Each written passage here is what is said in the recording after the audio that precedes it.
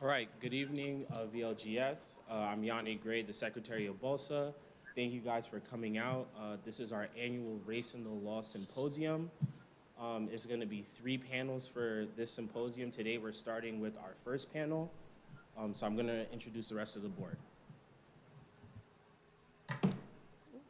Hi guys, I'm Maya Young. I am the president of BOLSA. I am a 2L JD March student from Houston, Texas.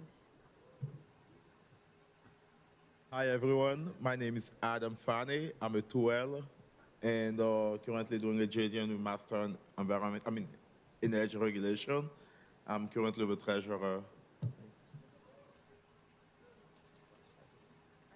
Hi everyone, my name is Monet. I am the treasurer for BOLSA, and I am also a 2L from Virginia. I'm excited for this panel, and I'm excited for the next 2 panels we have for this weekend. Hello, everyone. My name is D'Angelo.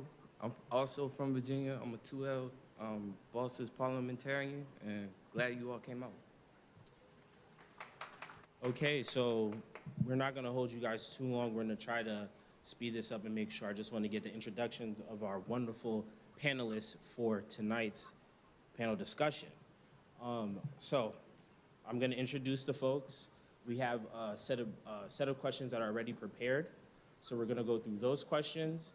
After we go through those questions, you guys will be able to Q&A with the panelists and ask them whatever you want related to, hiring, professional tips, things of that nature, okay?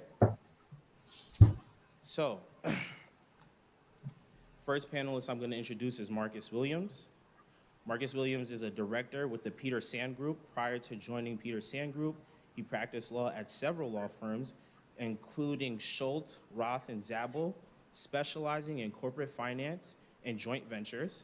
In addition, Marcus's insights into the legal market are influenced by years of working as a research consultant at Russell Reynolds Associates in the board and CEO practice.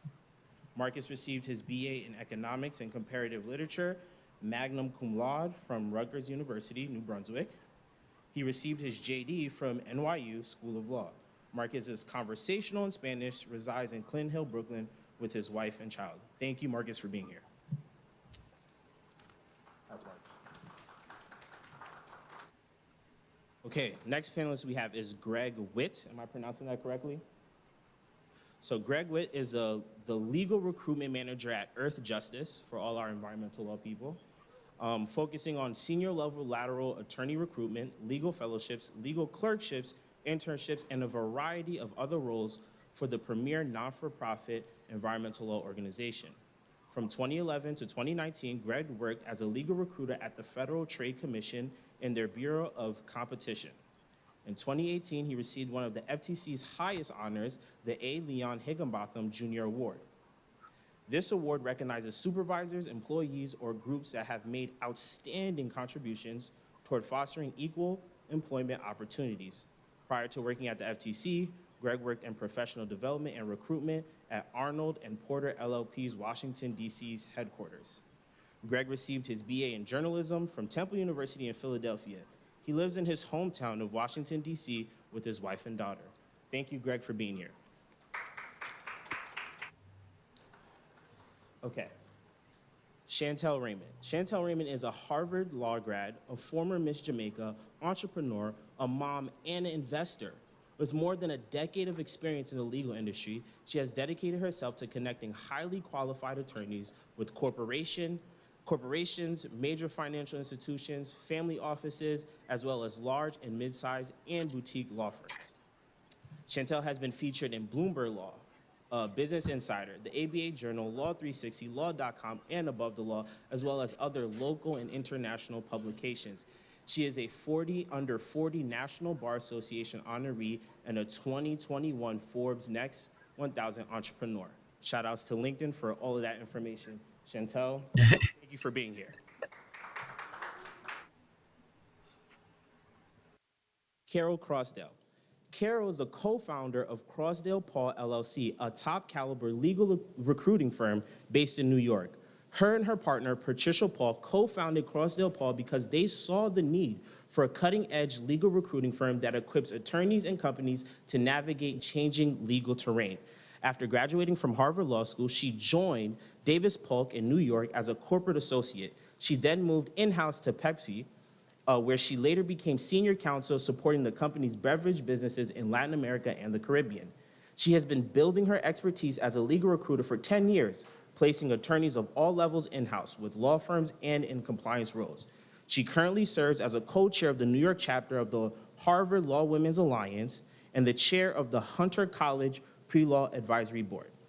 Thank you, Carol Crossdale, for being here. All right, so next, I'm telling you, these panelists we have, guys, are phenomenal. I just have to say that, so it's gonna be a lot. Just letting you know. Okay, so Melissa James. Melissa is an experienced recruiter dedicated to placing attorneys of all levels in law firms, in-house and in compliance roles. She works with AM Law 200 firms and with companies in industries ranging from fashion and financial services to consumer goods and tech.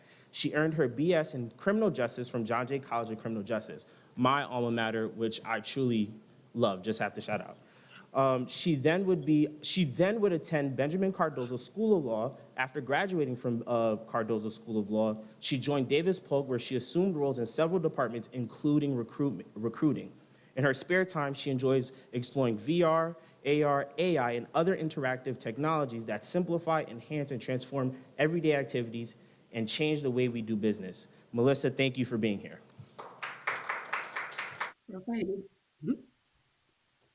Last but not least, a mentor to me, a person who's near and dear to my heart, Bobby Codjoe. Bobby Codjoe served as the manager of diversity and equity and inclusion at Milbank LLP. Reporting directly to the global chief DI officer, Bobby oversees the day-to-day DI operation and implements the firm's DI objectives across all 12 global offices, using in-depth knowledge of DI practices to drive initiatives focused on recruitment, professional development, talent management, and marketing. That's a lot. Let's clap it up for that. That's a lot of work.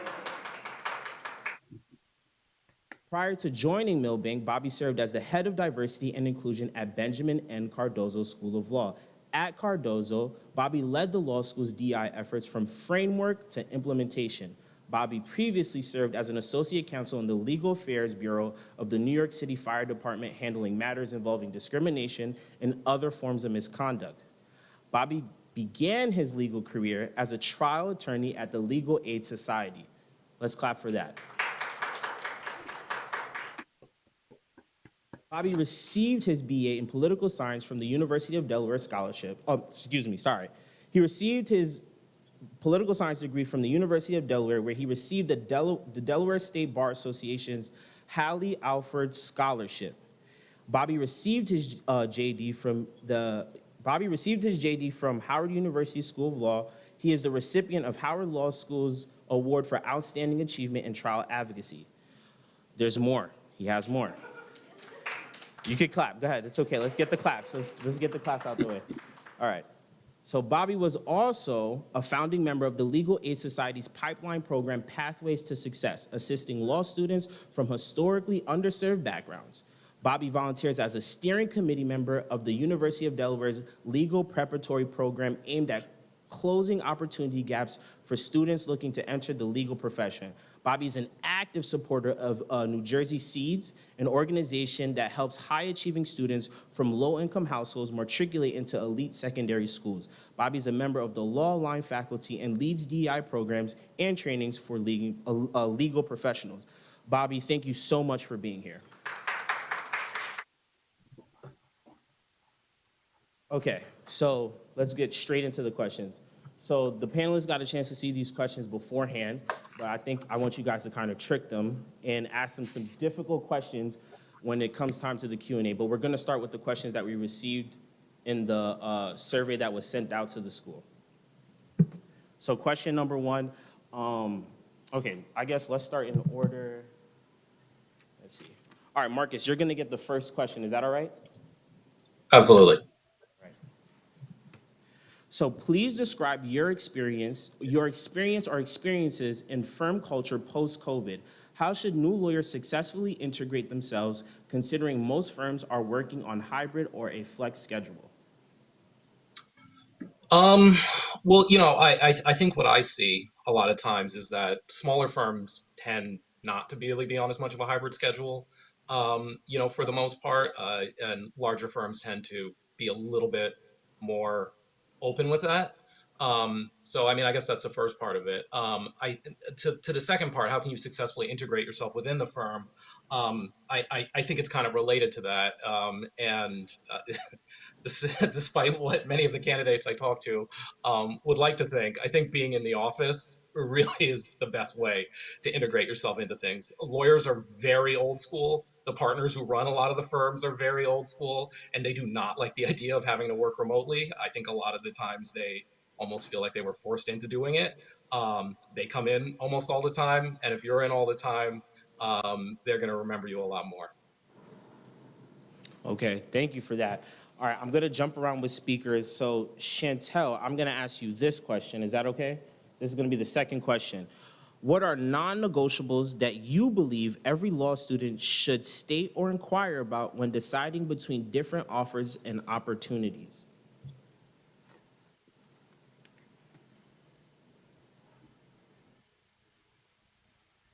Oh, I think you're muted. Sorry about that. Sorry Oh, about no that. problem. I can definitely give you my opinion. As recruiters, we don't usually often work with law students because we work more on lateral placements, so experienced attorneys. Um, but I'm sorry. What are repeat the question? What are Sure. non-negotiables? What are so even if it's not law students, let's just say you're a person who's applying to work at a firm, right? And you're receiving different offers. What are the non-negotiables that you believe every every professional, legal professional, should state or inquire about when deciding between different offers and opportunities? Yes. Well, I'll tell you what they do inquire about is they all want to know about the money. But that's not, I don't think that's the most important thing that you should consider. Especially, my firm, we work with a lot of, we do diversity recruiting, right? So we work with a lot of diverse candidates, people of color, like I'm sure many of you are, even though I can't see you. But I think it's really important to, especially as a young attorney, to ask them, what kind of training opportunities there are, right? If you're starting your career, you're early on, you want to make sure that you're getting the best training possible. Um, Another thing that I think that you should ask about is sort of mentorship opportunities in the same vein. Um, and and I think as a young attorney, whether it's coming out of law school or in your first couple of years, your first job or your first couple positions are really setting up your entire career for success, and you want to be as prepared as possible to be knowledgeable and fruitful for your entire legal career. So I would definitely ask about mentorship opportunities, about training opportunities. In addition, my candidates like to know sort of what kind of DEI efforts they have and how serious they are. Um, are you going to have someone there who could be a mentor sponsor? It's sort of hard to figure that out up front, but if the firm is or employer is really serious about advancing their diversity initiatives, it's good to sort of know that it's just not all talk and you are actually going to get sort of the support you need to be successful. Hey, thank you for that response. My board is telling me I should ask the other panelists too. So Greg, why don't you take a stab at that question? Would you like me to repeat it? Sorry, no. Okay. I I think I think everything Chantal said is correct. I think also, you know, some non-negotiables are going to depend on, for example, what type of firm or organization that you're choosing to work with. So I, for example, am an in-house recruiter at a nonprofit environmental org, right? And so folks who are interested in environmental law, public interest law, social justice practice are going to wonder, like, what is your organization's values, right? So if you, like, for example, at Earth Justice, if you're interested in environmental law, let's say particularly you want to do work in the clean energy space, you might have questions about, well, you are going to help communities move to a clean energy future, but are you considering justice and energy justice in your practice? And how is that reflected?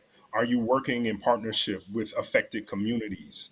And how does that show up? How do you show up in communities? Do you just swoop in and swoop out? Like, these are all things that you should be thinking about. Organizations, particularly if you're thinking about organizations that are, supposed to have core values. What are they, and do they line up with what means something to you? But obviously, it's going to vary depending on what type of organization you're seeking to join. Thank you. I'm actually gonna stick with you, but I want to ask the next question and open it up to both you and Bobby. So the third question is, what makes a legal recruiter hire, or even an employer, hire an applicant from a lower ranked school over an applicant from a top 10 law school? For example, is networking through cold emailing still the best way to get your name in the pool of applicants to, I'm not even reading this right, to get your name in the pool of applicants legal recruiters consider?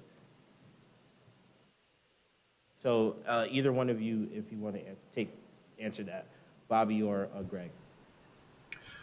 Okay, I'll jump in here. I hate to be that person, but I do have to start by saying I'm speaking for myself on this panel.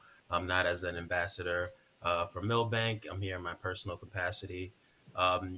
But to answer that question, I think, listen, it depends on where you're applying and what type of industry you're looking at.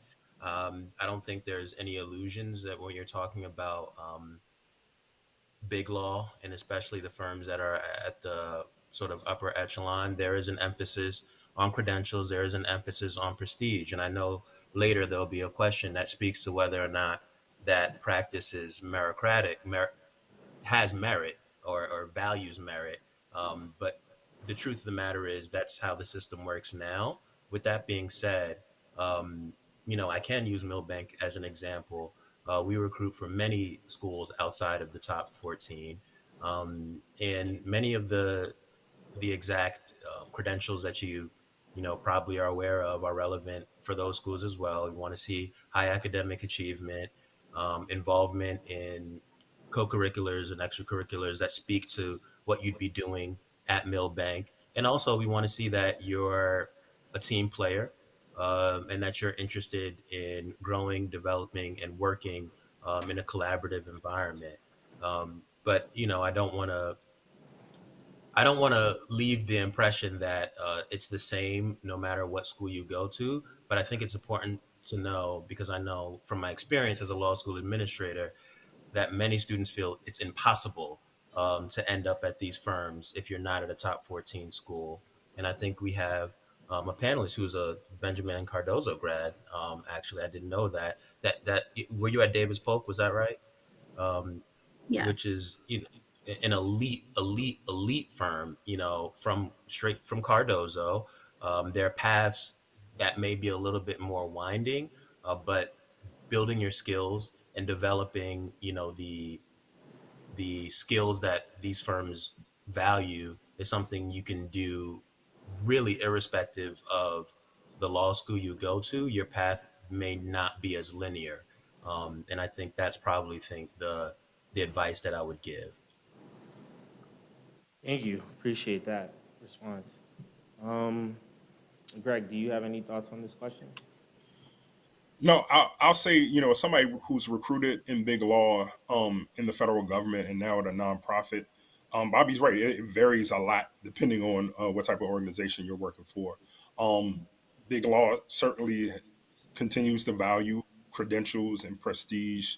But I think even back then, that was a long time ago when I was working at the firm, we hired folks from, many institutions outside of the top 14. Um, but your path could be, like Bobby said, a lot more winding. It might be, and not, it might not be this completely linear path. And taking opportunities to network, taking opportunities to have conversations with people who are actually doing the work, particularly folks who may be alums, who may be former BOSA members at your institution. That's a great way to get a sense of what it's actually like to work at these organizations. for the federal government, and even on the state level, there are other sort of impediments. In terms of just like the red tape thing is kind of real, and there are difficulties involved with that, that make the path a little bit more tough, and the number of opportunities are much fewer, particularly for folks who are just coming straight out of law school. Typically, federal and state governments aren't hiring anybody until you're like at least 6 or 7 years out. And then I would say, in my current role at Earth Justice, one of the things I really like about our organization is that we take a holistic look at our candidates.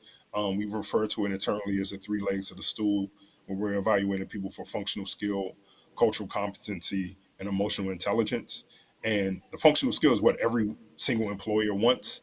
But cultural competency, particularly as it relates to environmental law, is really important. We're working closely with affected communities who are frequently Black and Brown communities, tribal and indigenous communities. So even if you aren't from these communities, it's really important to be able to work in partnership with them. And then the emotional intelligence piece, of course, is working in partnership with other organizations, those groups, and internally is really important to be able to manage conflict, deal with differences of opinion and different priorities. So these are things we're thinking about with candidates, and I think that's probably true of other organizations as well, where like we want all of those things that look good on the resume, but we really want a full, well-rounded person coming in through the door.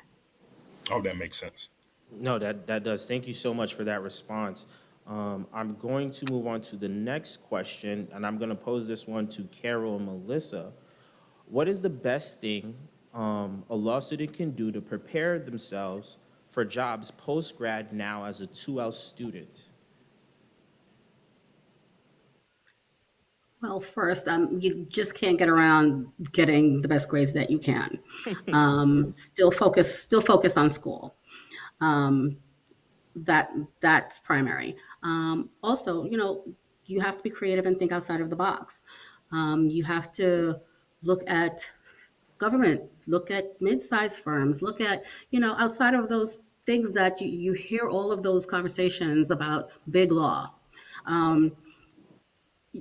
You can find a home anywhere and focus on what interests you. There are growing practice areas, compliance, sanctions, privacy, cybersecurity, labor, employment, all sorts of things, and just open yourself up to all sorts of experiences that you didn't consider before. So I think that's what you have to do. You have to keep an open mind. And as Bobby had mentioned, he had mentioned that I got to Davis Polk after graduating from Cardozo, but it wasn't a linear path for me. So you have to be willing to do a lot of other things to gain experience, gain knowledge, and also to, craft your brand. When people see your resume and you present yourself, they have to say, oh, this is a hard worker. This is a person who's intellectually curious. This is a person who is willing to roll up their sleeves and do whatever it takes. So you have to work on your brand. Thank you for that. I'll throw in a couple of things. One is that, you can't underestimate the power of the network. So you really have to start if you haven't started this before, and this goes for everyone in law school, begin building your network. And I think you have a question about that later, so I'll expand on that more, but the network is going to be critical. And then the other thing I want to say is, some of us went to law school because we didn't know what else we wanted to do with ourselves. And some of us went to law school because we really wanted to be lawyers. If you really want to be a lawyer, then certainly, explore firms and explore other opportunities focused on the law. But there are a lot of other opportunities out there for people with law degrees. If I look back to my law school class, by the time we were 10 years out, more than 50% of my class was not practicing law anymore. But even for someone coming out of law school, if you can't get that job in a firm, if you take law firms, there are a whole lot of other jobs. You can be the person helping the firm assess conflicts. The firms hire people in business development, in marketing. There's so much more focus now on the business of the law as firms realize that the market, everything is so competitive now that there's a lot of focus on generating revenues at the firm and how do they do that. And they're focused on building their business, developing their people. And so, really do think outside the box and look at some of these other types of opportunities. Legal operations, that's a big and growing area where someone with a law degree can add some value. And then, even, outside of the law firm world, looking at professional services firms, the big accounting firms, the big consulting firms. They hire people in various areas. I've seen people go tax lawyers, ERISA lawyers, even on the transactional side, come into these firms, get good experience, and sometimes they're able to make the connections that help them make the leap to a law firm, even if it's not a top 14 firm. So I think you just have to take some risk. Thank you for that response. I really appreciate hearing from you. Okay, I think Bobby kind of answered this question, but I'm still going to pose it to the rest of the panel. I think all you guys are more than welcome to all answer. In your honest, expert, and professional opinion, is the current recruitment system meritocratic at all? I hope I pronounced that right. I probably butchered it, but it's okay. Yeah, and the person lists out a few examples. So criteria, targeting, outreach. Is it really based on merit? Anybody is free to answer. I mean, I think he did answer that question, especially the larger the firm you go, is the more that it is, and the more they care about sort of credentials and your grades and so forth, usually.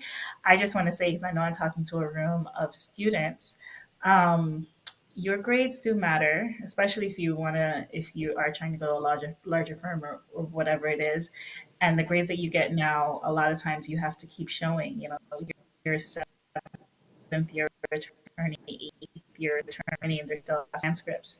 So, I know we all had a lot of fun in law grades together as well. If you wanna, go to those larger firms, boutiques maybe less likely. You go in house or to a nonprofit or something like that. You don't always have to produce your transcripts. But if you do want to go to the Davis Polks of the world or whatever it is, they're going to want to see your grades, even if you're 8 years out of law school. So I'll jump in and say, we all want you to get the best grades you can, but some of you are, already well down the path and the grades are what they are. I think outside of that, how else can you, no, it's just, how can you distinguish yourself, right?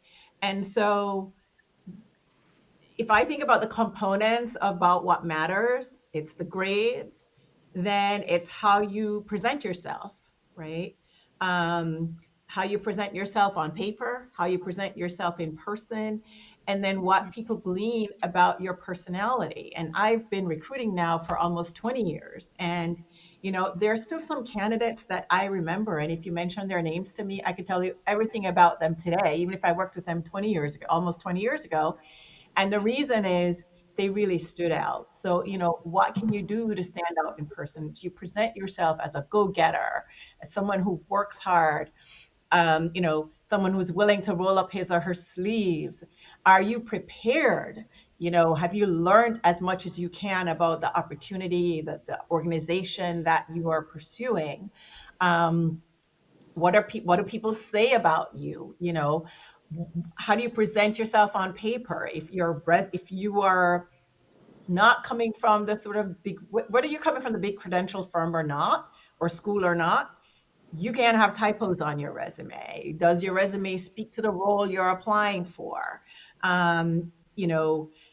All of that matters. And even people without the stellar grades can sometimes get to where they want to get to because of how they present themselves. And they make themselves memorable to people. I'm gonna this is wrong, but I'm Yanni's mentor, so I can take some privilege here and take another stab at this question. Um, one of the greatest sources of frustration as a law school administrator was having students come into my office really breaking down, crying because they got a B or a B minus, and genuinely believing a semester or two semesters into college, I mean, pardon me, law school, that their legal career was over. And as important as grades are, I always gave the same speech, and I'll sort of give it now. Your grades also can't save you. At a certain point, you will actually have to practice, or if it's not if it's compliance, you'll have to do the job. There will be a service component. So I said all the time, I'm 10 years out. Fast forward 10 years. Let's say I have a huge deposition, at the fire department. It's like I completely blow it, gigantic risk, $1 billion loss. My boss isn't going to be like, wow, you really screwed that up. But fortunately, you got an A minus in Civ Pro 10 years ago. So, like, it's irrelevant, right? At some point, you will have to do the thing. And grades are valuable because they're a good first impression. They get you in the door, and they may create a pathway for you. But they're not something that you can just whip out and have it make your legal career.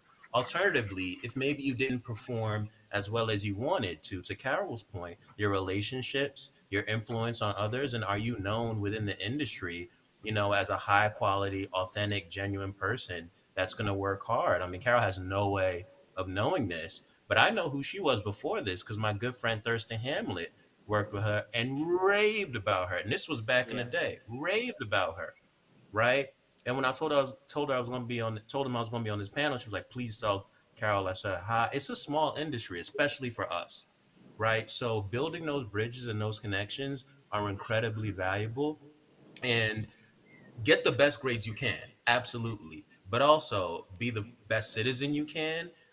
Be the best advocate for yourself as you can, because all of that is going to play a role.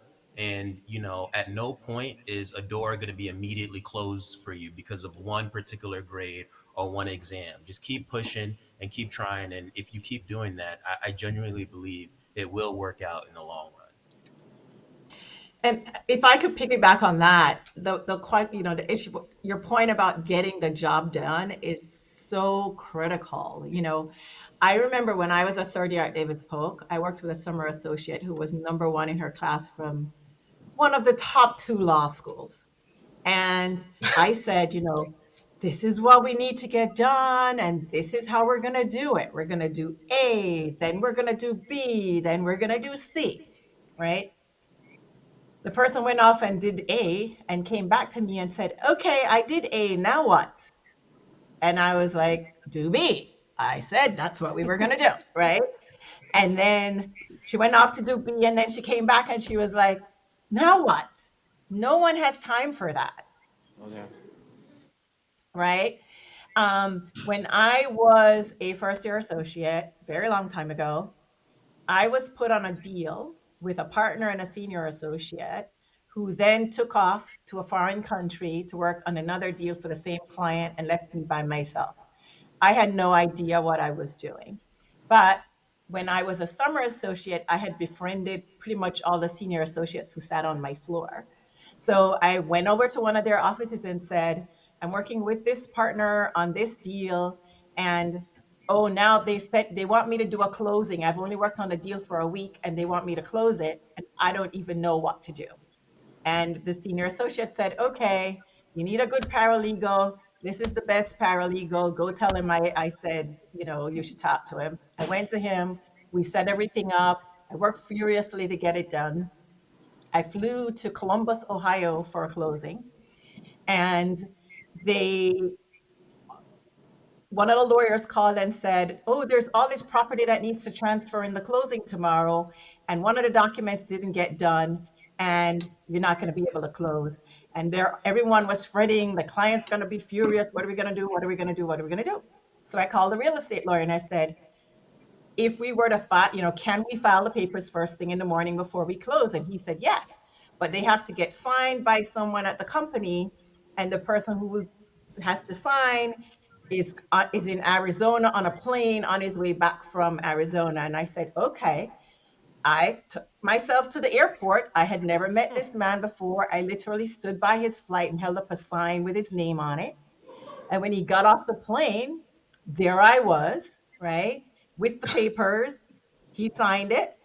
And I had asked the courier to come and I handed it to the courier. The courier got on a plane, flew it to Maryland, and it was there first thing in the morning, right? So sometimes it's just, can you be that practical thinker? I wasn't a straight an A student coming out of Harvard, but I could solve problems and I was good at that. And that made my reputation at Davis Polk so early on.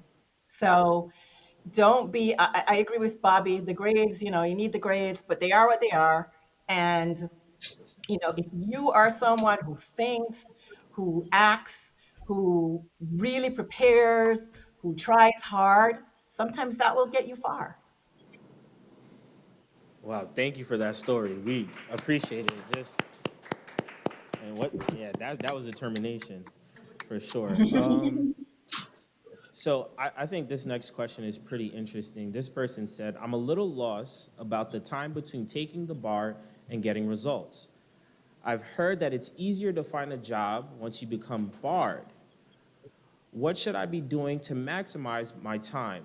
How do you land your first law job? So I guess that was a lot of questions, but essentially like the time between you studying and practicing for the bar and looking for job opportunities if you already don't have one. So if, I guess we could start with Marcus because, we haven't heard from you, so. Sure. So I guess example from my own life. My wife, who went to law school with me, I'm sure you can put two and two together there. She when we were studying for the bar, she didn't have a job, and she wanted to go into family law, hopefully at legal aid. And she really leaned on, while we were studying for the bar, she really leaned on one of the clinical professors that we had.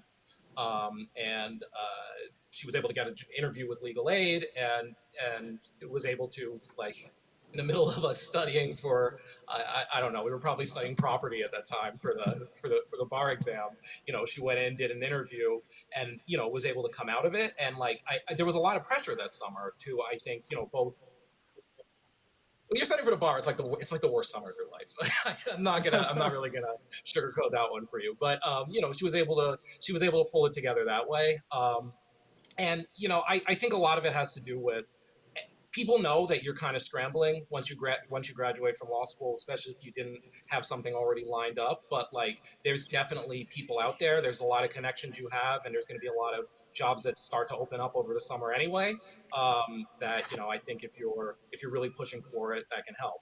On the other hand, when you're in a law firm, God help you if you're not on the list of people who passed the bar exam. And that's like probably the most stressful 2-3 months when you start at a place, in September, and the bar results don't come out till November. There's also a lot of pressure there, and people really start looking at you funny if you're not on the list of people who passed. Thank you, Chantal.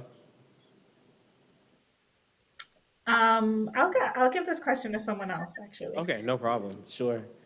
Anybody else would like to answer? I think it harkens back to, get a job, get some experience. It might be outside of something that you initially wanted to pursue, but there's an opportunity for learning. There's an opportunity to show that, you were willing to think outside of the box or to do whatever it took to gain some experience. And you did that. So I think it's just having an open mind and saying, I'm going to build on this. I'm going to develop skills that will take me to the next opportunity.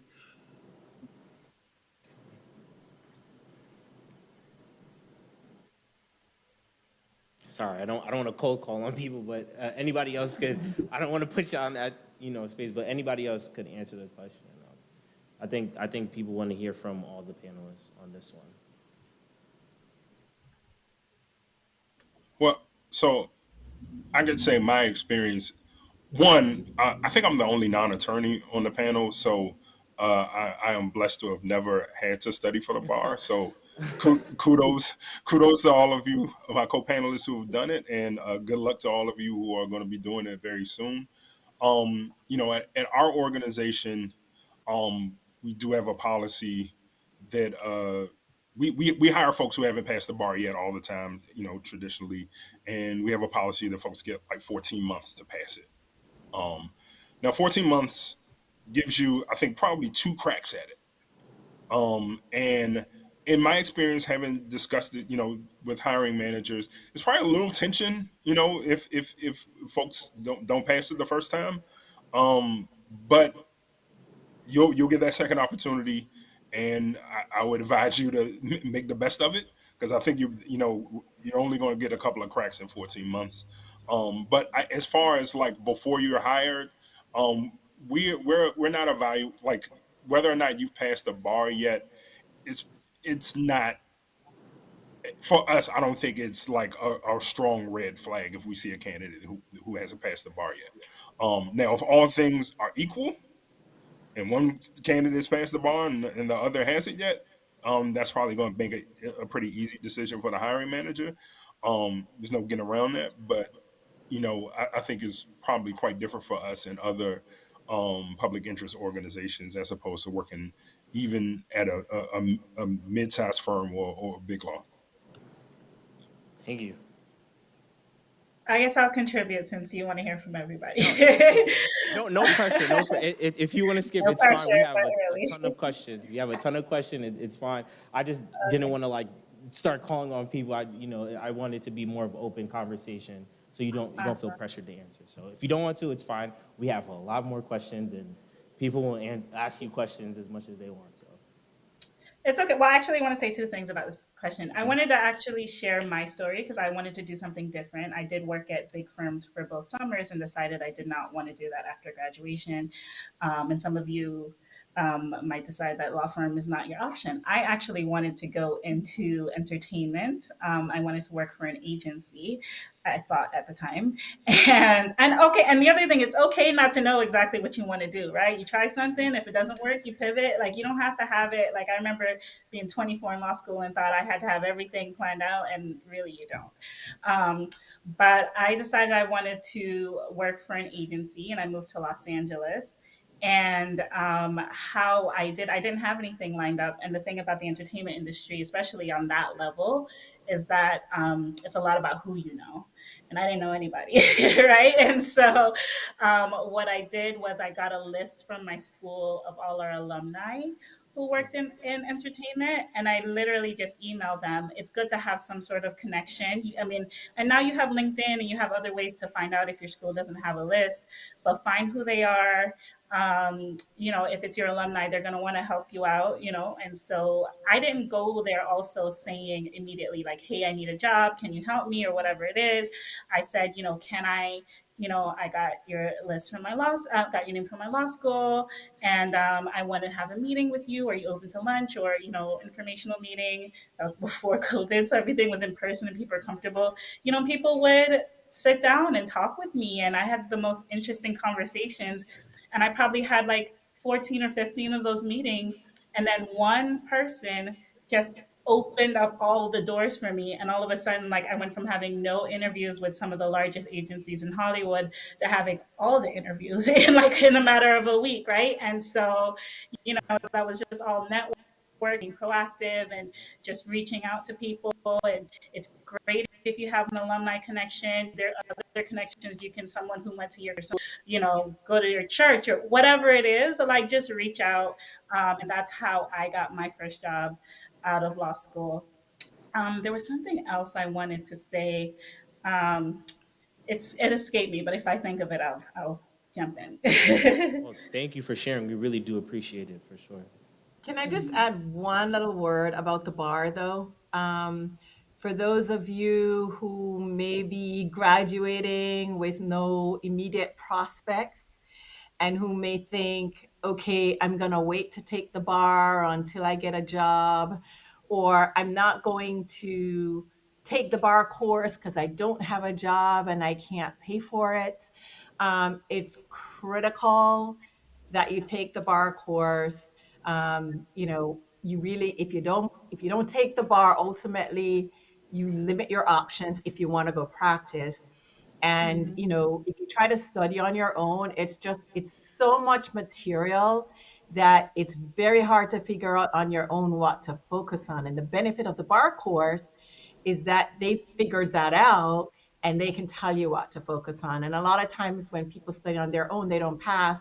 And it's not because they're not smart enough to pass, it's because they focused on what the areas where they thought they were weak, and those areas aren't necessarily the ones that are tested. So you've already made the investment to go to law school and spent all your money. It sucks to spend more, but A it's little more. necessary. Oh, I do And the remember. bar exam is. Sorry. Go No, ahead. go ahead, Chantal. No, I do No, go ahead. remember what I was going to say was about the bar. I know if you're 3Ls or whatever it is, it might seem like a big scary thing. And yes, it does feel terrible at the time when you don't pass it the first time. But I did want to warn you, like, it only really matters when you take it. Like, it doesn't really matter like years down the line that you didn't pass the bar on your first try. And I'm just giving you a warning because it really gets on my nerve. Like, it really see this on a resume because I'll have someone do it in 2018, for example, and then they put past the New York bar in 2021. Like, what? You don't need to put the date. Do not put that on your resume. Just say that you passed the bar. They only care that your bar, especially if you've been practicing. So it might feel like the end of the world or whatever it is. I hope all of you pass it the first time. But if you don't, life goes on. Just please don't advertise it on your resume. Thank you. So And sorry. one last plug, go ahead. if you Go right ahead. decide, sorry. I was gonna No, say, go if ahead. you decide in between the bar and while you're waiting for your bar results, and if your resources allow you to just take that time to have a little fun, that's okay too. Thank you. That was reassuring. We think we all needed to hear that, especially the people prepping for the bar. I do want to shift the conversation a little bit. This question's about negotiating salary. So, how can I negotiate a salary when it is my first job? And that's open to whoever wants to talk. I don't want to cold call on people or anything like that. So, go ahead. Whoever wants to answer. I mean, I don't feel like this is what I'm supposed to say, but I don't really think you can for your first job. I mean, you don't know what you're capable of yet. You're unproven, and your first job is really the platform that you're using to step up into the legal field. I think once you worked at a place for a year, 2 years, 3 years, you can start to renegotiate it. You can have the difficult conversations, but like especially if you're working at a firm that's not big law. They don't pay lockstep. Everyone makes different amounts of money there, and you really kind of have to get a feel for the place to know what you can ask for. And as you get more comfortable in what you're capable of, the conversations become a lot easier. But I think straight out of law school, you kind of get what you get, but then you go from there. And if you feel like they're undervaluing you, you go somewhere else, and maybe you call one of us. Thank you so much, Marcus, for that response. Very honest. We appreciate honesty. Okay, so it looks like that answered the question for the panels. Next question.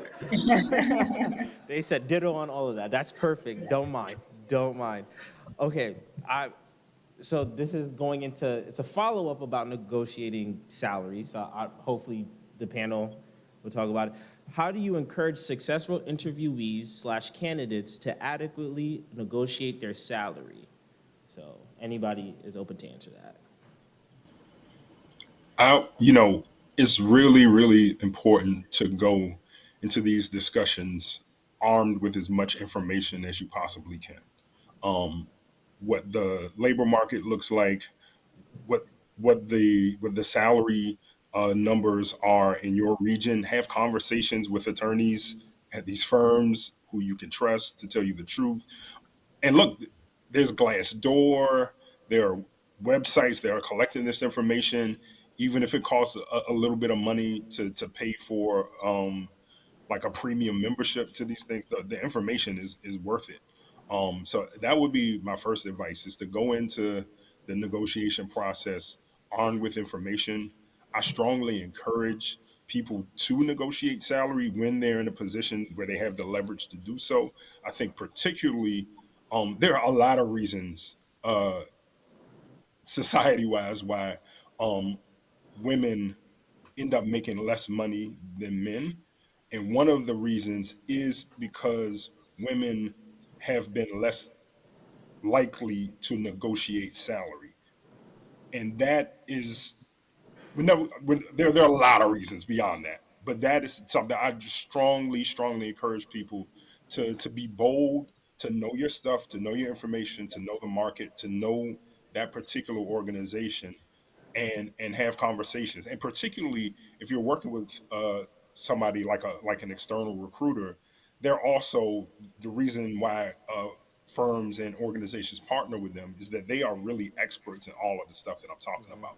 They're going to make sure that you go in and not um, either talk yourself out of more money, or like talk or be or lose out on money by being silent, or lose a job by asking for way too much.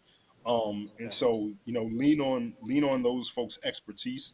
They've been doing this a long time, and it's their job, and they are motivated. Both one, because I imagine they're all great professionals, and also the more money you get, the more money they get. And so it's really important to make sure that you have those conversations, particularly if you're going to be working in partnership with a recruiter. Thank you for that response. Okay, so going to move on to the next question. I think it's worded a little weird, but I'm going to try to work through it. Being at Vermont Law and Graduate School, what are some outside resources that we can rely on to find job opportunities and internships?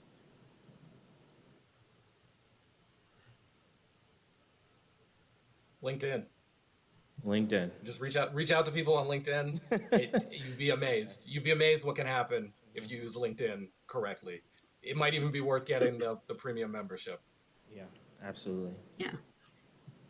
If you haven't begun already, start developing a network. People that you can reach out to, leverage them.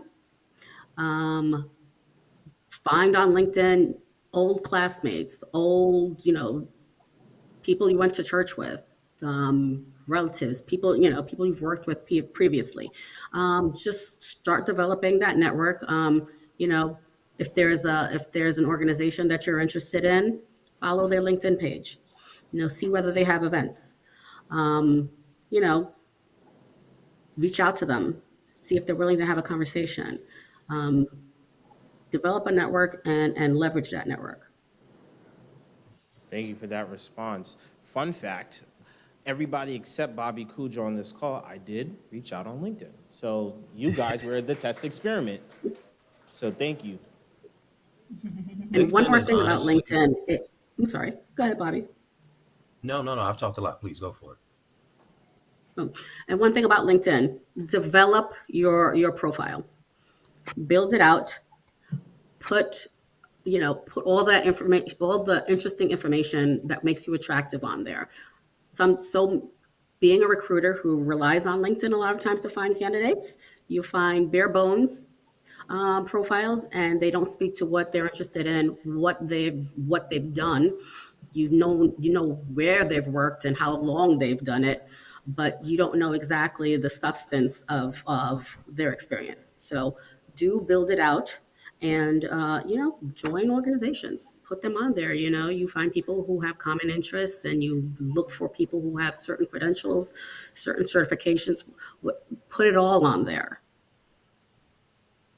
Yeah, I was going to agree with everything that. And I was going to say LinkedIn, it honestly blew up right after I graduated, and I was like, it feels like cheating is what I felt like. It has, because you don't even know, seriously. You don't have to actually meet these people that, like, when I remember, it's so funny, Greg, you were at Arnold Porter. I remember, because I went to law school in DC, they used to host a lot of events. They would invite Howard Law kids, and you used to have to go and like interact with these partners and associates, and you're some broke law student, in your giant suit trying to make an impression, and it can be very awkward, very difficult. You're getting their card, you're following it up. And it was so much more difficult having to do all of that sort of reconnaissance in person. But LinkedIn really changes the game, and I can't stress enough how valuable it is as a resource. And I'll also say, I mean, and this is something I did in person, and it's even easier on LinkedIn. I think everybody in this room has a vision of what they want to do, hopefully, at least initially to start, and that may change, that may be winding. Um, to the extent you can, try to find somebody who has a similar path, a similar journey. And I sort of had a stock line intro, if you will, sort of like, I know you work on this, you do this. I find it really interesting. And I was always told it's important to seek the guidance and wisdom of those that came before me. If you don't mind, I'd really appreciate an opportunity to build a relationship. And I mean, it shows a level of humility, a level of grace, and oftentimes you'll find people are very receptive. There's some flattery there. Who doesn't want to hear how impressive they are, right? So oftentimes you'll find people will want to build with you. And now in the world of LinkedIn, you can do that via a LinkedIn message or via email and sort of get the same result. And it's not to say that this person is going to give you a job, but they may give you a nugget of wisdom, a contact, a professional organization that may prove invaluable. So if the question is, what can you do as a student in Vermont law to sort of tap into the broader legal network, it's really build relationships with folks that are sitting in seats that you hope to sit in one day. Yeah, thank you for that response. I just wanted to Go ahead. Sorry, Greg. Can I add just one thing really quickly? It was just a personal issue that I had with networking that it took me many years to get over. I just want to say this out loud, just in case anybody else has the same issue. I used to have a fear of coming off like I was begging, or that I was trying to siphon energy from somebody else who's already doing well. And you just have to let that go. You just have to humble yourself and rid yourself of that. I mean, it's just years. People who I know could have helped me, I did not speak to them because I was too embarrassed to come off as needy, or too embarrassed that they would, ignore me or not help me. Just fortune favors the bold. It's an old saying. People say it all the time because it's true. And I just want everybody to, especially in the era where we have LinkedIn and social media, where it's to a degree somewhat of a frictionless experience. Like Bobby was talking, like you used to have to get up, go somewhere, be face to face. You're in your ill-fitting suit, or the dress that you wore to a dance in high school, whatever. That's what you had, and you had to convince somebody that you were about something. And now it's a little bit easier. I'm not trying to be one of those old guys like back in my day, but it is. It's a it's a little bit easier, and take advantage of that. Take advantage of it. Well, I think like Greg's saying, there's a difference between being desperate and being hungry, and people respect you if you're hungry. And I think people think that they're not the same thing. So,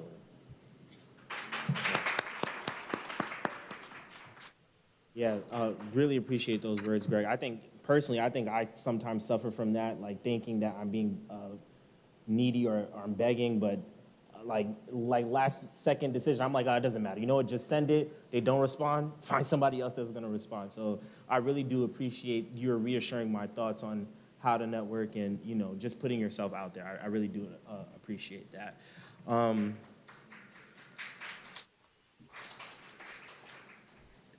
Okay, so this question kind of ties into networking, and I just to hear your own personal perspectives, just as people.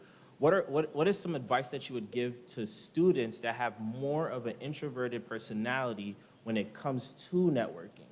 So like just things that you've done personally that might have helped you, and what you guys see in applicants that you might recruit that you really do appreciate. So like what are just some tips and advice? No pressure at all. I mean, I consider myself an introvert. I consider myself an introvert, although some people might dispute that. But introverted means doesn't mean that you're antisocial. It just means that you pick and choose how to use your energy, right? So what I found helped was to have, a wingman with me, have a friend come to networking events. It made me a little bit more social, when, I have a friend who can start a conversation and can talk to anyone, then I join in on a conversation and you learn about people that way. And I think it takes a certain level of stepping out of your comfort zone as well. Just keeping your eyes on the goal. You're there to get information. You have to reach out to people. You have to interact with people. You just can't get around that when you're networking. But you have to, you pick and choose what is most beneficial, and you gravitate towards those opportunities. I know it might sound like it's running counter to what I said before, but stepping out of your kind of comfort zone and exploring other things that might not have been interested in before. But when you're networking, it can't be just showing up and hoping that someone just comes and speaks to you. You have to be pointed and directed about what you're there for, what questions you have to ask. What do you hope to glean from the individuals who are there? And sometimes you just got to do it. But I think that it was helpful to always have a friend with me when I'm at an actual networking event. Thank you for that. One question that go ahead. No, just really quickly. I just took my daughter to her first swim class last weekend, and it did not go well at all. Oh, it's okay. And she'll be all right, but she did not like it. And so what we tried to do is like, okay, you don't want to get in the water. Can you just like sit on the edge of the pool and put your feet in? And we're gonna go again tomorrow, and hopefully she can get waist deep, and we'll take it from there. The point I'm trying to make is like, if you go to a networking event, you're like kind of uncomfortable.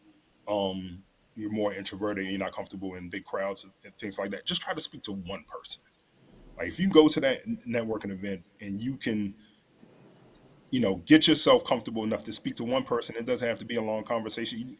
Even if you don't even come away with it with a long-standing connection, that's a rep. This is a thing that you have to practice, and you got to get reps in trying it. And then at the next networking event, you try maybe have a longer conversation, or try to have a conversation with two people. And the more you do it, the more that discomfort will start to fade away.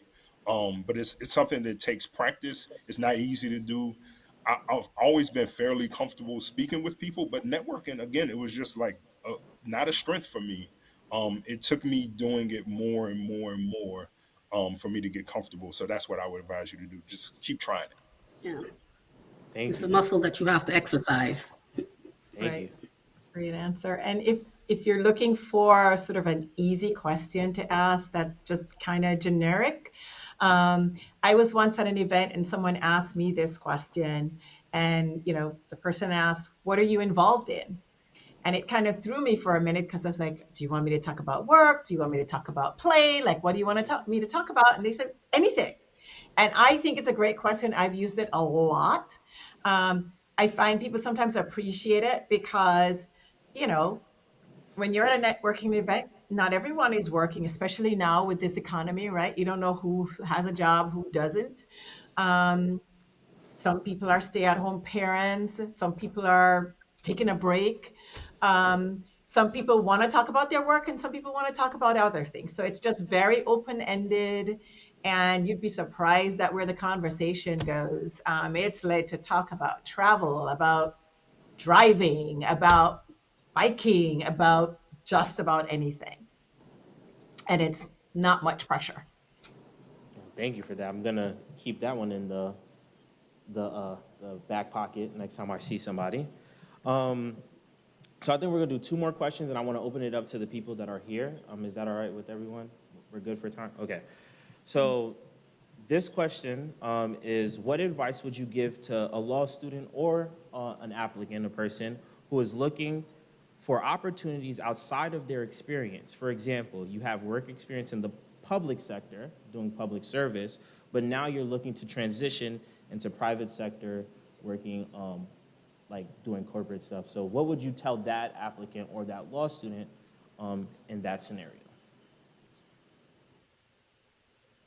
I'd love to take this one, and I can speak from personal experience. Yanni read my bio, which I asked him to condense, truthfully. Oh, sorry. Yeah, Sorry. Gotta capture you in all your glory. um, appreciate you. Um, so I started my career at the Legal Aid Society. That's my hero was Johnny Cochran. I wanted to be a criminal defense attorney. I felt it was important for me to represent who I felt were my people. Like that's a promise I made to myself if I got through law school, if I passed the bar and did all that. So I had to do that.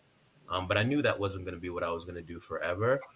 And, I'm now at Millbank managing their DEI, which is obviously a very different sort of place. Now, there's 10 years in between that. And in the interim, I've done a whole bunch of different, um, I've had three other jobs.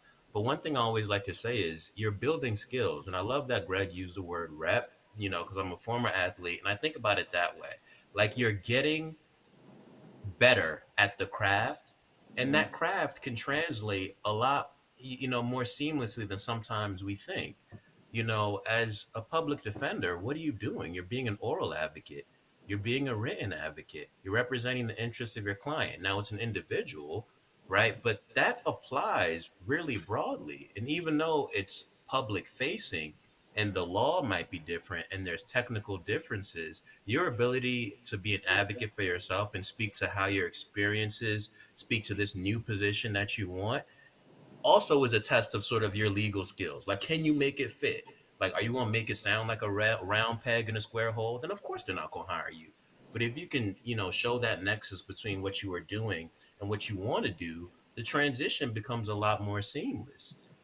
So I went from representing individuals as a public defender to representing an institution in the New York City Fire Department. Most of my work centered around race and discrimination, which dovetailed nicely into DEI.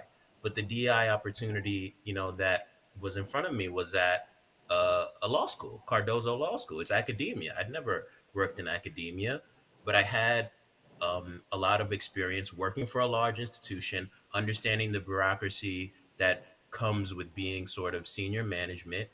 And then that led to Cardozo. Cardozo is obviously a DEI role. Milbank, it's a DEI role, but again, it's a super corporate firm, not academia, not government, not public interest, but all the skills sort of apply. So really, you have to speak to what you can bring to the organization as it relates to skill, practice, experience, personality, grit, determination, all the hard and soft skills that have been mentioned throughout this panel, and not necessarily focus so much on the fact that well, maybe I haven't worked on this particular transaction. Well, you'll learn that while you're there, but there are other things that you do have that you have to be able to articulate clearly to the folks that you want to employ you. Wow, thank you so much, Bobby, for that response. Appreciate it. Any other panelists? If not, we move on to the next question. Your question was about law students as well coming out. So either law students or because I know you guys deal with people who are actually attorneys who are looking for jobs. So it's really the question is if you're in a particular industry or particular sector of work and you want to transition into another sector or another industry, and you might not have your resume might not reflect that. So how do you navigate that, and just what are some tips or skills that you would tell a person who might be applying to a different job that's not niche to their resume? I agree with everything you said about sort of transitioning once you're an experienced attorney.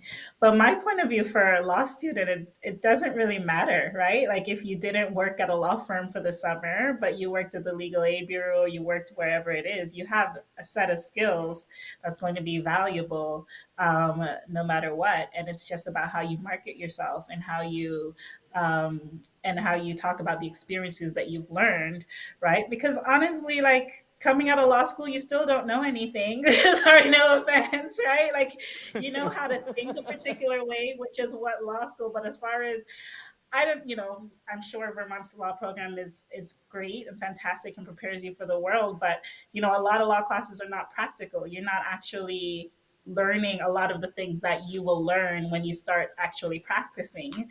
And so it really doesn't matter if you didn't have a law firm job, if you're applying for a law firm, or, or vice versa.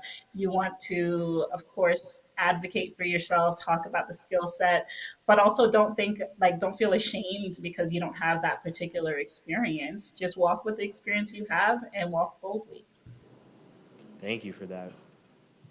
Can I really quickly put in a plug Of for the course. cover letter, which has been much maligned on social media and other places over the past couple of years?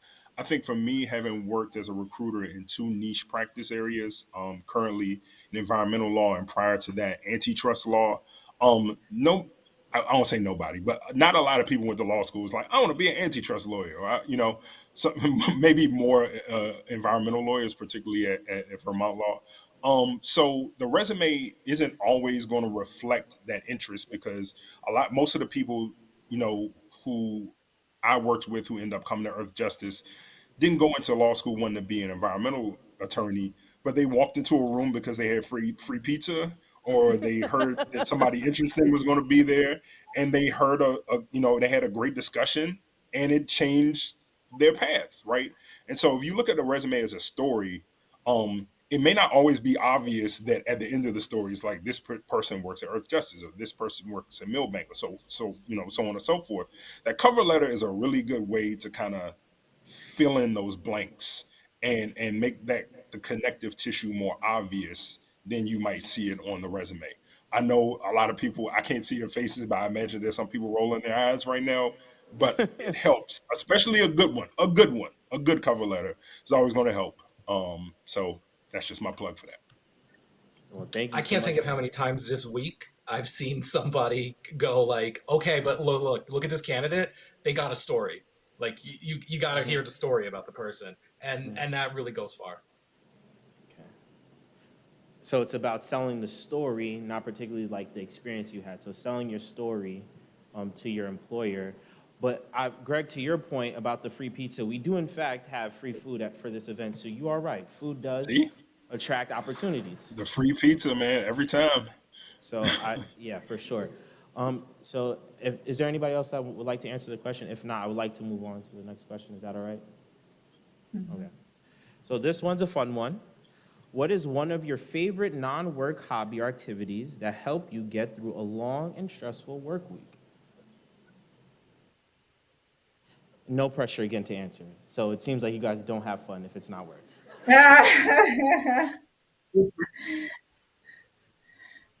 I mean, Okay, that's I fine. think the stereotype is that lawyers drink a lot, and you don't want that to be your fun activity. I mean, not that there's anything wrong with drinking, but yeah, like find some other way of getting stress out. I think exercise works. Infidelity doesn't. Wouldn't recommend that. And wouldn't recommend partying too much. But, yeah, Thought that's what he said. infidelity doesn't usually Under work. any A lot of people in the room are laughing right now. So I exercise. And to Marcus's point, I like to cook meals with my lady, one person. nice. And that's it's what and those are the two things that I do the most to sort of let out any stress. I mean, I hope everyone's being honest. I sleep a lot when I Oh, can on the weekends. That definitely too. helps. And one thing that you guys will have to, make sure you navigate as you start to practice is that even in my own career, I think in 2021 or whatever it is, when everybody's home, I kind of burned out myself just being so busy. And after that, I picked up jujitsu, which is kind of fun because I'm not Nice. naturally athletic or haven't been, but I really love doing that. And I like to go out. Like I dance and go to music festivals and things like that. And if you're going to work really hard, I like to balance it with playing really hard too and travel. Those Nice. things I like. Nice. Okay. Yeah, I Well, Well, think you're pre-pandemic, my goal was to, I'm sorry, no, go ahead. Go ahead. Sorry. pre-pandemic, my goal was to eat my way through New York City.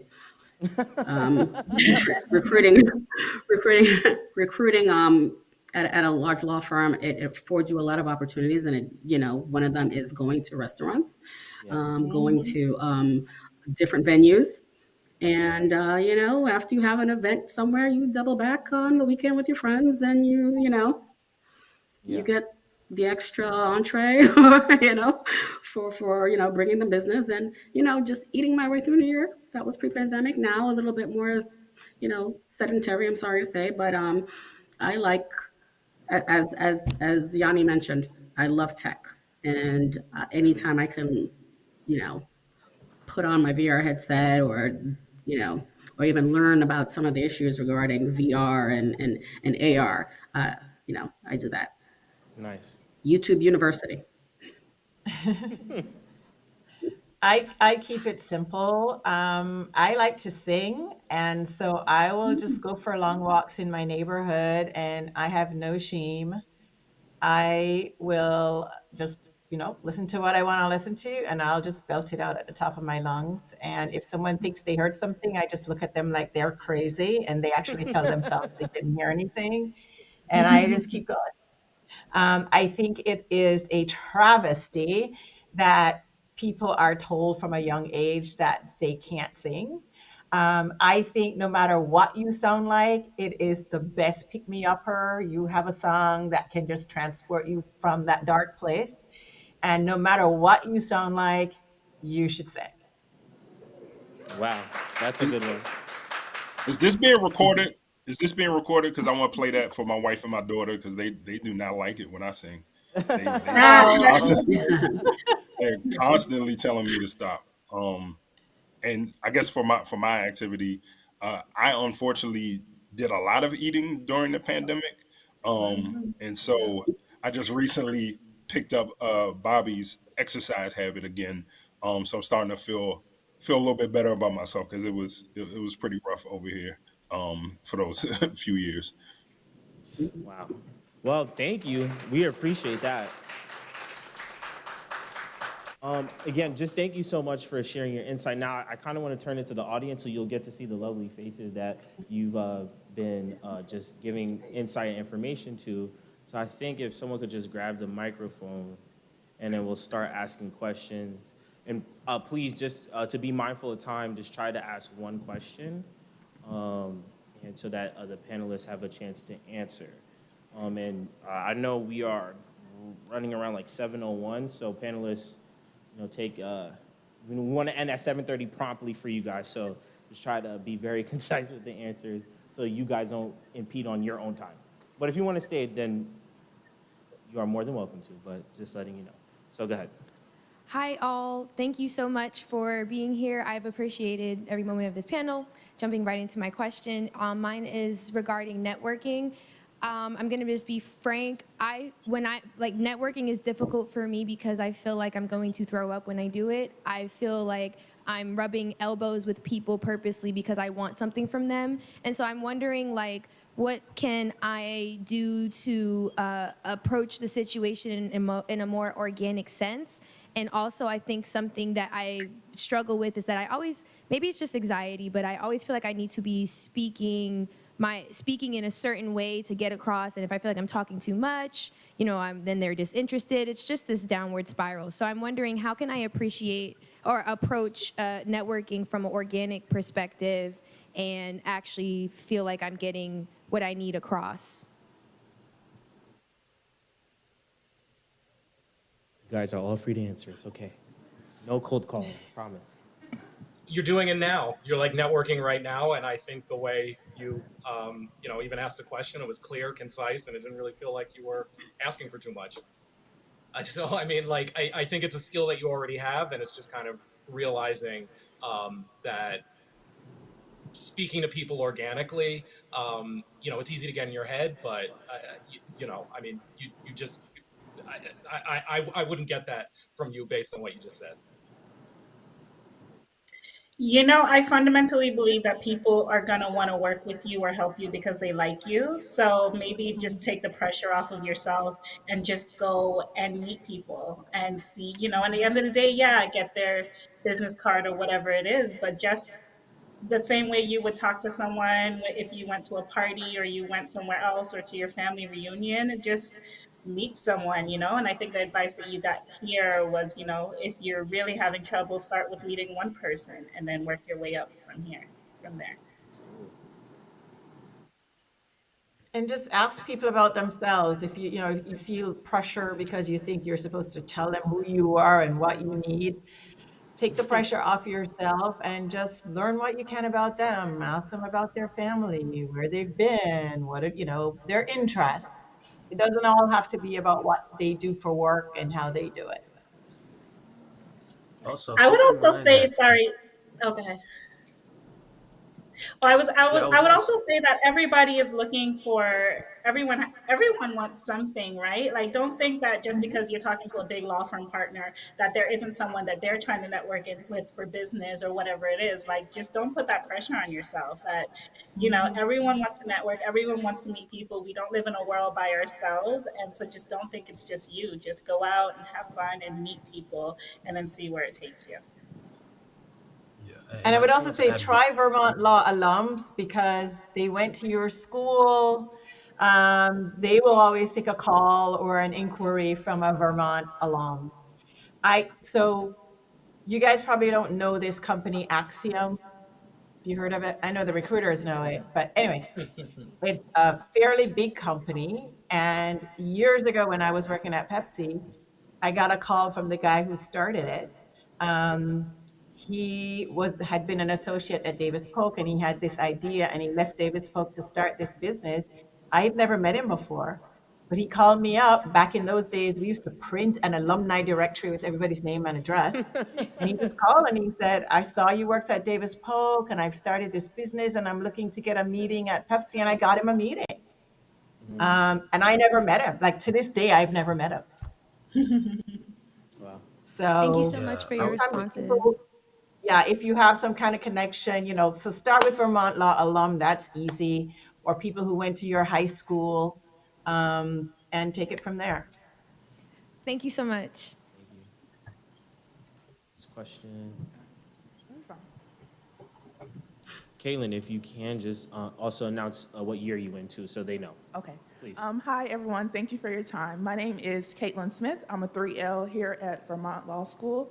And I just had a quick question, I guess, about culture and like working in a law firm. So before I came to law school, I was working in land engineering at Georgia Power. And like the main feedback I always received was that I guess I didn't interact with my coworkers enough. And so how do I prevent that moving forward? But I did, but I guess it wasn't like enough small talk. I'm not sure, but that was like always my like main feedback. So how do I guess, improve that moving forward? Interact with your coworkers more. Start off with something as simple as, how was your weekend? What did you do this weekend? It's a conversation starter and, just, give a little as well. What did you do over the weekend? Let them know a little bit about you. So yeah, it And helps to develop a relationship with them. if you can, have lunch, like arrange a lunch with one person here, especially as you're getting acquainted in the firm. Ask another person to lunch. They don't have to be your best friends, but at least you've interacted and you know each other. And there might be some people you're more drawn to and some people that you're not, but just be purposeful about it, especially if you know it's an area you struggled with in the past. there are a lot of social events, lunch and learns, practice group meetings, practice group lunches. There's so first of all, if you end up at a large law firm, you don't have to bring lunch ever. There's going to be some event in the building that will feed you. I think showing up is important because people do notice. So that's just the first step, and not being, especially early on in your career. Like if you're a junior associate that's somehow too busy, but the mid-level seniors and partners are showing up, I can see how that could frustrate or rub people the wrong way. So first is showing up, and then imparting the wisdom you got is just small talk and trying to connect. Okay, thank you. Any other questions? Thank you. name and what year, please. Oh, okay. Hi, my name is Stephanie, 2L. And similar to Anissa's question, it's not about networking, but the thing I've struggled with is mentorship and like finding a mentor. I don't have problem connecting with people. The problem I have is, I don't want to say like following up, but to the point that they become my mentor and not just a friend. Because some people that I like look up to just later on turns out to be my friends and not really my mentor, and it's kind of that line gets blurred. So yeah, that's my question. I think a lot of, especially big firms, they tend to have a. No, sorry, you can go. Okay, I think a lot of large law firms, they tend to have like a formal mentoring program. Those are not usually good. I don't know about you guys. I don't know what it was like at DavisPaul. At Schulte, it was awful. I don't think I ever really talked to my official mentor. It's really informally that it's going to happen. A lot of the time, it's not even necessarily going to be somebody who's in your department, but like you're just gonna. There might be something that you guys have in common. You might be from the same town. You might have went to the same undergrad, and the person's been there for longer than you, and they'll just really start to be like, all right, you got to avoid this person. This person, has a tendency to make racist jokes. You got to let it roll off your shoulders. Like, like it's stuff like that I think is really where the mentor-mentee relationship happens. And like, I mean, they're not going to be a rabbi. Like, they're not going to, guide you through your whole career, but like they're going to help you kind of learn to adjust to the place you're at. And I think that's what you should be really looking for, especially early in your career with a mentor. I would also add that it's important to be intentional when you're having discussions with people. Like I tend to like use stories from my own life to explain things. But like when I first met my wife, before our first date, I was like, this is a date. I'm gonna pick you up and we're going out to dinner, but I don't want you to like. I tried to make my intentions clear from the beginning, and I think it's important to do that if you're seeking a mentorship relationship. To say it up front, like, hey, I think what you're doing is great. I would love to follow a similar path. I would love for you to give me information about what worked for you. I would love for you to give me the lay of the land of this firm. I want you to be my mentor. Like, just say it, and not, hope that it happens, right? You don't want to end up, for lack of a better word, in the friend zone, right? You want a mentor, and so I say be upfront and ask for it. Yeah, I think Sorry. at Go this ahead, Bobby. point, can I add real quick, Yanni? I think most of us are familiar with the difference between mentorship and sponsorship, and definitely mentorship is something you're going to have to be assertive and to seek out. And when it comes to the sponsorship and folks lifting you up and championing you, pardon me, in rooms you're not in, it's really incumbent on the sponsor to do that. But when we're talking about mentorship, the onus really is on you to sort of pursue that relationship.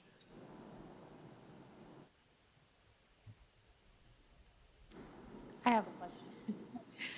Hi, Maya Young, 2L, dual degree JD March student.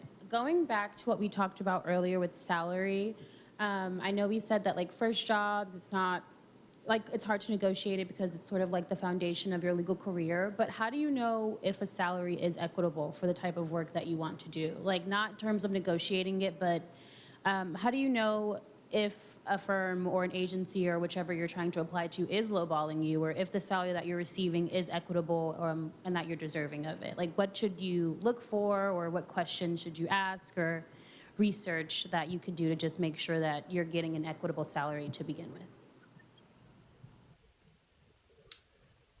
I don't know about to begin with, but I mean, I can say something that I try to make a commitment. Well, when I was working, in the legal field, the commitment I made is that like when I would leave a place, I would tell people I was close to. I was like, this is how much I was making.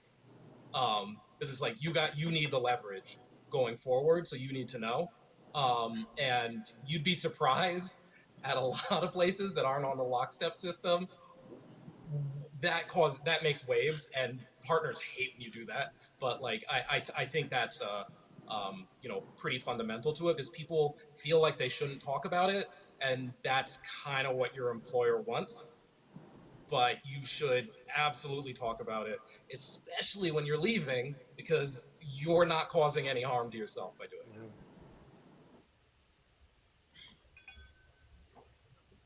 that. Okay. I also That's New think such a York good has point. paid for transparency, which is sorry, Carol. New York has paid transparency, which is helpful.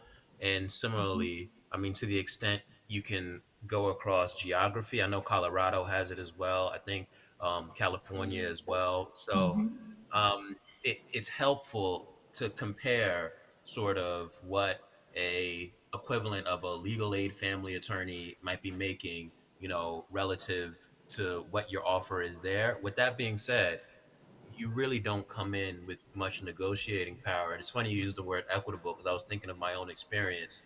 And I was like, well, when I started at Brooklyn Legal Aid, it was equitable in that all of us made no money. Like, so it's not like, so I'm like, technically it was actually equitable if we're really parsing it out. But it doesn't necessarily mean you may get the number that you want. But I would encourage you to seek out states that have paid transparency, look at similar roles, and see if your offer compares. Go ahead. Okay. My question kind of ties into Maya's. So I fall down like a lot of rabbit holes at night, and I like look up a lot of stuff. So I was wondering why don't lawyers unionize, especially when I was learning more about like in the defense attorney offices and just the offices with like large caseloads. I just wanted to see if they existed, and I saw like one online that had a few entities underneath it. But do you hear anything about the prospect of like lawyer labor unions, or like have you heard about that in your career? Is that realistic? Like, I just feel like when we talk about the question of equity, and we challenge it a lot, especially at least in my coursework here at VLS, I'm always constantly thinking about it. So is that something that, could you anybody shed some light on that topic? I'm gonna assume I was the only one that was a part of lawyer unions. I actually wasn't too. It's exceedingly rare. Exceedingly rare. Didn't even know it existed till I was a part of one. So a part of them. So the Legal Aid Society actually has a unionized lawyer workforce. It's called ALA, Association of Legal Aid Attorneys. Now, with that being said, it's 1,000+ attorneys across the city. It's the largest social justice legal organization, and the city, in many ways, needs legal aid to function in order to serve marginalized communities. So there's a tremendous amount of leverage there, and the machinations and how the union was formed as well before my time. But when I came in, it existed, and it's pretty strong and it's pretty powerful. So they do exist, but they're rare. The fire department also had a union for their attorneys, but that was with all New York City um, attorneys that worked for the city of New York. And the fire department, as an agency, was a part of the city of New York, city of New York's apparatus.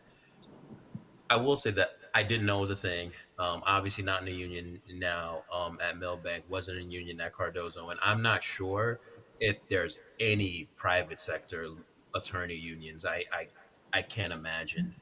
If it exists, it would almost certainly be in the public sector and within government.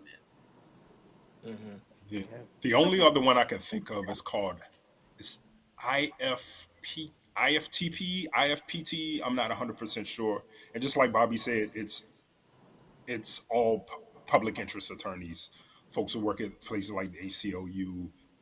I don't know if any Earth Justice attorneys are members, but like organizations like Earth Justice. I cannot imagine there being one in the private sector at all. I don't know if It's this is just an lawyers obvious are so question. atomized, I feel like.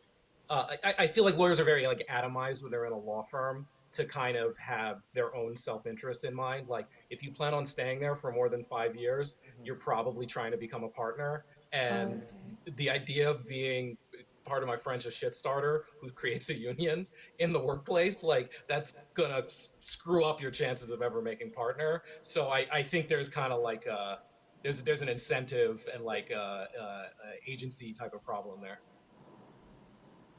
Thank you so much. Any more questions? If not, I have a question. Oh, good. Go ahead. No, President, go ahead. Go right ahead. Stop. Go ahead. Maya here again.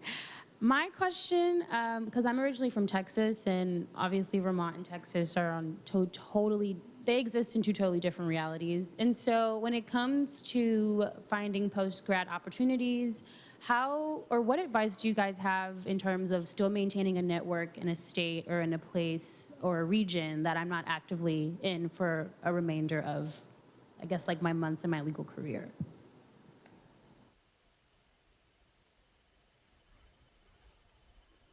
If y'all have any advice or tips. Well, I think it's much easier now in this virtual world in which we find ourselves, right? You can still participate in events that if you go back home to Texas or you go someplace else, you could still participate in events in Vermont. You could still keep in touch with people. You can go to your law school alumni events if they have any. But I think it's something that you have to be really intentional about. It might not happen organically. You might, you'll stay in touch with your friends, and some of those friendships will last a long time and some will peter out, but you're going to have to make the effort if you want it to be more than that. Okay, so, go ahead.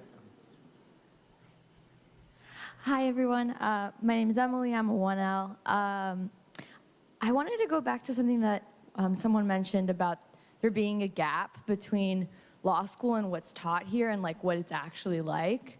What was surprising to you, like leaving law school, that you had no idea, that just like you figured out as you started working, that was surprising, that no one in law school talked about?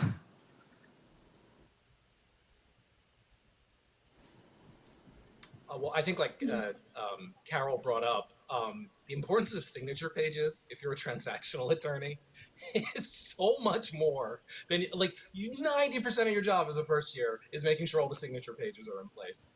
I think the amount of stress over just getting a stupid document signed, it just takes up way more hours than you'd think it would.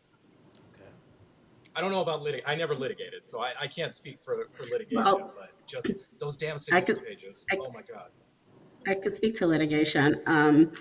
As far as litigation, as law school is so case law, so litigation and case law focused, that you think you're going to be going to court, you're going to be preparing, trials, you're going to be taking depositions, and there is a lot of document review. There's a lot of document. That was the shocker for me. How much I started wearing glasses because I was staring at a computer screen all the time. It ruined my vision. How much into documents you're going to be. And it's a fact-finding expedition. It's not so much that, they're adversaries and, you have to come up with a solution. No, that's actually a lot of big lawyers, big law firm lawyers rarely see the inside of a courtroom. So when you're thinking of lawyering and you're thinking of litigation, you have to put aside some of those visions of being in a courtroom in front of a judge arguing a case. A lot of it is just, a lot of it is paper. A lot of it is just, figuring out what happened and seeing whether your client can reduce their liability, and that's what it is. A lot of the times, it's not exactly what As a kid growing up in the Bronx, I thought I was going to be in a courtroom. I can tell you, I can count on one hand how many times I was in a courtroom because of a case. So that was the reality for me. And that's true. The larger And you have to the be firm, okay. And the other thing is, I'm sorry, go ahead. No, I was saying the larger the firm, a lot of times you're less likely to go to court because it's so expensive to have a trial. So they're trying to, stop the process, by any means before Yes. court. One of the things that actually discovered as a recruiter that I'm like, I wish I would have known this, or they tell people in law school, is that it is harder for a lot of times for a senior litigator to change jobs. So sometimes people, a lot of times when law firms are looking, or I find that they prefer junior, like second, third, fourth year, like when they start to get to 7 or 8 years out of practicing, it's way, at least in my experience, that maybe other recruiters might have different experience. It's much easier for me to move like a corporate attorney or something like that, who's um, a litigator. And I'm like, I wish people told them that this, because they're just grinding away doing whatever, and then realize they're eighth year and now they're a job and there's just less opportunities available to them. And the other thing about litigation is a lot of these cases, they last in perpetuity. I know that I was on some litigations that long after I had left actually practicing, that, people would call me about them and say, do you remember this from 7 years ago? Yeah, this is still ongoing. So that's the other thing. If you like to see the beginning and an end of something, transactional work might be for you, not litigation. Well, thank you guys. Really appreciate that on those responses. My last question, I guess, to the panelists is that you guys spoke about reception events and events that firms host and kind of like networking opportunities. Here at VLGS, I feel like that is something we do lack. And I was just curious, as people who are in the recruitment industry, where do we find the opportunities to go and go to these networking events, go to these receptions law firms are having? Because I could tell you right now, and I speak for the whole crowd here, we have not seen anything like that at our institution. So we're just kind of curious as to how to get into those rooms, or where do we look for to even, to be put on a list to attend those events, if you guys could speak to that. I won't pretend to be an expert at this topic, but I would say, most cities have a local bar association, and as students, you can join. And so you should do that. Like if you are going, even if it's not, someone mentioned going back to Texas or whatever it is, if you're going to be there for a summer or you have a job somewhere else, join the local bar association. A lot of times it's free for students too. Your alumni association is, but join, you're going to meet people, have events, and you can go to them. So yeah, even some states have bar associations specifically for Black attorneys. Join it, and a lot of times it's still free for you, so take advantage. Yeah, that's a non-negotiable.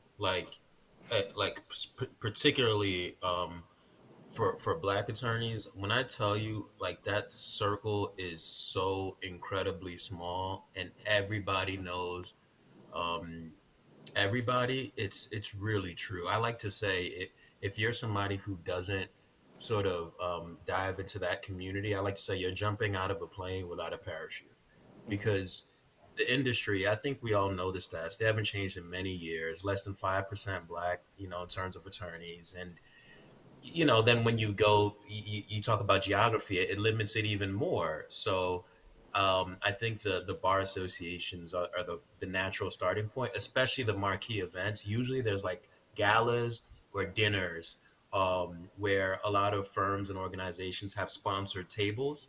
And almost all the time, law student tickets are free or incredibly discounted. So even on a shoestring budget, you should be able to attend. So I implore you to look up whatever their marquee gala, dinner, award celebration is. Find your way, into that event, and the leading organizations, will have tables and partners and associates and influencers at those tables, and that'll be a wonderful opportunity to network. And also, And maybe you can ask career services if they would, if they would pay for something like that for you. In the interest of DE&I, it would be beneficial for the school to actually foot the bill for that. True. And the other thing is, the other thing I was going to say is, in some cities, New York being one of them, some big firms have diversity events that are open to anybody. So, you know, Davis Polk, for example, has an event for Black lawyers. And if you're in New York for the summer, or if you're in New Jersey and you want to come, you can come. It's really just open to Black lawyers. Cleary used to do a big one. I don't think they're back to doing it yet, but they might this year. Paul Weiss has a very big one, but it's invitation only. Doesn't mean you can't get on the list. You just have to do some networking. So, whatever city you're in, if it's a big enough city, check to see if there are any events for diverse attorneys, and even your bar association might have one, like a summer reception or something. For diverse attorneys. And then the other thing I would say is follow the National Bar Association. I don't know if they have a law student chapter or if they have events for law schools, but at least if you follow them, they have a lot of events and you can sort of see what's going on and maybe work your way into one of their events. Wow, thank you. Okay, so I believe we are hitting the 7:30 mark. So again, I just want to give a round of applause to our amazing panelists. And